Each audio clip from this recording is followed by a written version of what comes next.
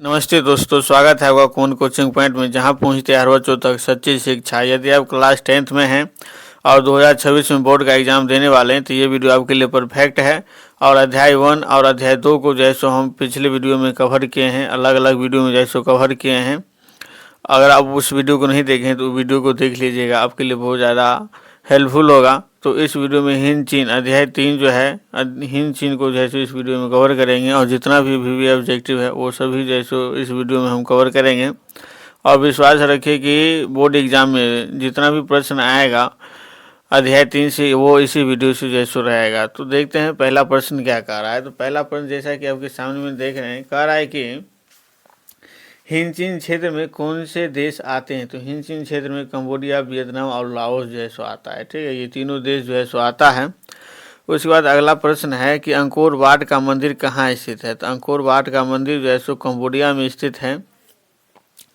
उसके बाद जो है सो अगला प्रश्न है कि हिंद चीन पहुँचने वाले प्रथम व्यापारी कौन थे। तो हिंद चीन पहुँचने वाले प्रथम व्यापारी जो है सो पुर्तगाली थे, और पुर्तगालियों में जो है सो कौन था, तो वास्को डी गामा ही था। ठीक है। अगला प्रश्न है कि हिंद चीन में बसने वाले फ्रांसीसी क्या कहे जाते थे। हिंद चीन में बसने वाले फ्रांसीसी कहे जाते थे कोलोन। याद रखिएगा आप लोग। अगला प्रश्न है नरोत्तम सिंघानू कहाँ के शासक थे। तो नरोत्तम सिंघानू कंबोडिया के शासक थे। याद रखिएगा, नरोत्तम सिंघानू कहाँ के शासक है, कंबोडिया के शासक थे। अगला प्रश्न कह रहा है the history of the loss of Vietnam किसने लिखा। तो history of the loss of Vietnam लिखा था फान बोई चाओ ने। कुआंग नहीं लिखा था, फान बोई चाओ ने लिखा था। ठीक है, याद रखिएगा। अगला है मार्च 1946 में फ्रांस एवं वियतनाम के बीच होने वाला समझौता किस नाम से जाना जाता है। तो हनोई समझौता। ठीक है, ये सब प्रश्न जितना भी आपको बता रहे हैं ये बहुत बार पूछा गया है, इसलिए इसको याद रखना जरूरी है। तो वियतनाम और फ्रांस के बीच समझौता हुआ था, उस समझौता को हम हनोई समझौता कहते हैं। उसके बाद अगला प्रश्न कह रहा है, दिखाई नहीं दे रहा होगा, इसको हम पढ़ देते हैं कि किस प्रसिद्ध दार्शनिक ने एक आदात लगा करके अमेरिका को वियतनाम युद्ध के लिए दोषी करार दिया। तो रसेल जो था वो जो है सो अमेरिका को जो है सो दोषी करार दिया।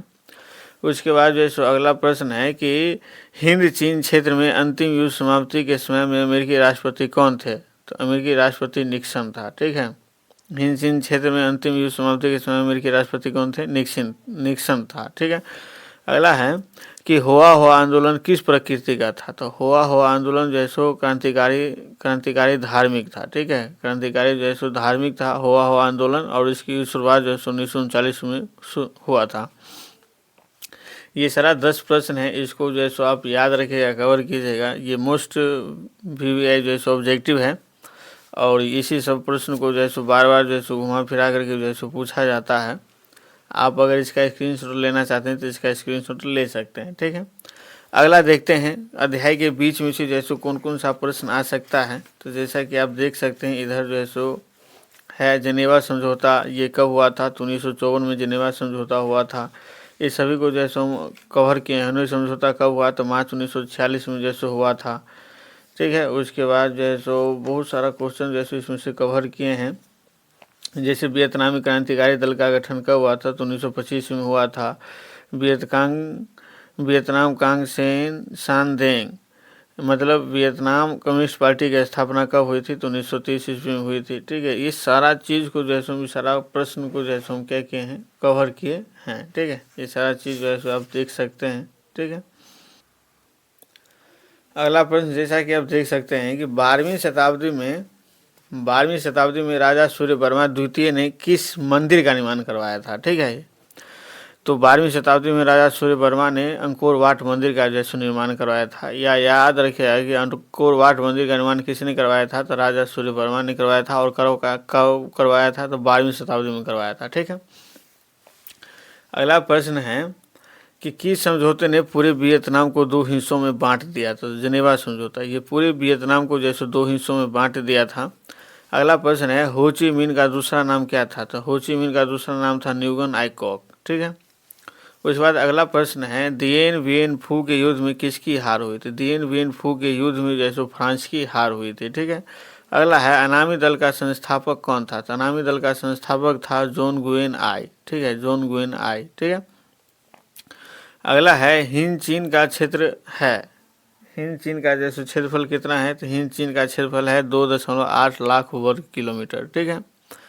उसके बाद जैसे अगला प्रश्न है कि लाओस कंबोडिया पर किसका प्रभाव था। तो लाओस कंबोडिया पर जैसे भारतीय संस्कृति का प्रभाव था। ठीक है। उसके बाद अगला प्रश्न है कंबुज राज्य की स्थापना कब हुई। तो कंबुज राज्य की स्थापना हुई थी 4वीं शताब्दी में। ठीक है। उसके बाद अगला प्रश्न है कि हिंद चीन में सबसे पहले किसका आगमन हुआ। तो हिंद चीन में सबसे पहले पुर्तगाली का आगमन हुआ था। ठीक है, याद रखिएगा कि हिंद चीन में सबसे पहले किसका आगमन हुआ था। तो पुर्तगाली का आगमन हुआ था। ठीक है। उसके बाद अगला प्रश्न देखते हैं क्या कह रहा है। तो अगला प्रश्न कह रहा है कि कब संपूर्ण हिंद चीन फ्रांस की अधीनता में आ गया।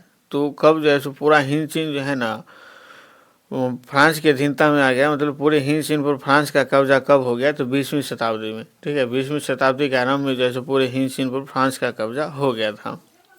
उसके बाद कब वियतनाम विश्व का तीसरा बड़ा चावल निर्यातक देश बन गया। तो 1931 ईस्वी में। ये फ्रांस के कारण जैसे बना था। फ्रांस जैसे इसको विकसित बनाया था उस क्षेत्र को, रेल के क्षेत्र में, उसके बाद परिवहन के क्षेत्र में, कृषि के क्षेत्र में, सभी क्षेत्र में जैसे उसने क्या किया था, काम किया था।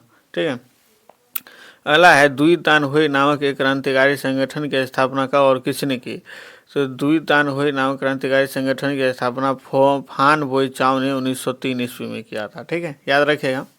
अगला है वियतनाम क्वांग फू होई की स्थापना की। ठीक है, तो किसने किया था। वियतनाम क्वांग फू होई, इसकी स्थापना किया था वियतनामी छात्र। ठीक है, याद रखिएगा, वियतनामी जैसे छात्र किया था। उसके बाद अगला है वियतनामी राष्ट्रवादी दल नामक संगठन कब बना। तो 1914 ईस्वी में बना था। वियतनामी राष्ट्रवादी दल नामक संगठन कब बना था। तो 1914 ईस्वी में बना था। अगला प्रश्न है वियतनाम में चीनी बहिष्कार आंदोलन कब चला। तो वियतनाम में चीनी बहिष्कार आंदोलन चला था 1919 ईस्वी में। ठीक है। उसके बाद अगला है वियतनामी क्रांतिकारी दल का गठन कब और किसने किया। ठीक है, तो वियतनामी क्रांतिकारी दल का गठन जो है सो 1925 में न्यूगन आइकोक ने किया था। ठीक है, याद रखिएगा आप लोग। अगला है वियतनाम कांग सांदेंग की स्थापना कब हुई। तो 1930 ईस्वी में हुई थी। और वियतमिन का मतलब होता है वियतनाम स्वतंत्रता लीग की स्थापना कब हुई। तो ये 2 सितंबर 1945 को हुआ था। ठीक है, 2 सितंबर 1945 को, याद रखिएगा आप लोग। उसके बाद अगला प्रश्न कह रहा है कि वियतनाम की स्वतंत्रता की घोषणा कब हुई। तो वियतनाम की स्वतंत्रता की घोषणा हुई थी 2 सितंबर 1945 को। उसके बाद हनोई समझौता कब हुआ था। तो मार्च 1946 में। और हनोई समझौता किसके बीच हुआ था। तो फ्रांस एवं वियतनाम के बीच जैसे हनोई समझौता हुआ था। अगला है रूस एवं चीन ने वियतनाम को गणराज्य की मान्यता कब दी। तो 1950 ईस्वी में। ठीक है, रूस एवं चीन जैसे दोनों मिलकर के वियतनाम को गणराज्य की मान्यता दी थी 1950 ईस्वी में। ठीक है। जिनेवा समझौता कब हुआ था। तो 1954 ईस्वी में हुआ था। और इसी समझौता के कारण जैसे पूरा वियतनाम जैसे 2 भागों में बट गया।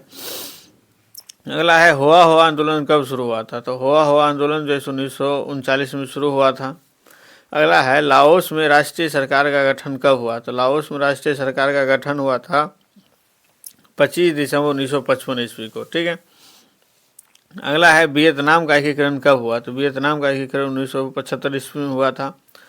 उसके बाद अगला प्रश्न है अमेरिका ने कंबोडिया पर जहर की वर्षा कब करवाई। ठीक है, तो रबर का खेती बहुत सारा जो है फसल बर्बाद हुआ था और ये वर्षा करवाया था अमेरिका ने 1969 ईस्वी में। ठीक है, दोनों के बीच जब युद्ध चल रहा था तो उसी दौरान जैसे ये करवाया था। अगला है जकार्ता सम्मेलन कब बुलाया गया। तो जकार्ता सम्मेलन जैसे 16 मई 1970 ईस्वी को बुलाया गया था। ठीक है, जकार्ता सम्मेलन 16 मई 1970 ईस्वी को जैसे बुलाया गया। उसके बाद जैसे अगला प्रश्न देखते हैं क्या कह रहा है। तो अगला प्रश्न कह रहा है कि अमेरिका ने वियतनाम में शांति को खतरा नाम से श्वेत पत्र कब जारी की। तो सितंबर 1961 ईस्वी में। ठीक है, वहाँ जो है सो पूंजीवादी शासन की स्थापना करना चाहता था, लेकिन वहाँ के लोग जैसे विरोध किया, इसलिए जैसे उसने शांति को खतरा नामक जो है सो पत्र जैसे जारी किया था। ठीक है। अगला है कि अमेरिका ने उत्तरी वियतनाम पर कब हमला किया था। अमेरिका ने उत्तरी वियतनाम पर हमला किया था 5 अगस्त 1964 ईस्वी को। ठीक है। उसके बाद अगला प्रश्न है कि 27 फरवरी 1973 को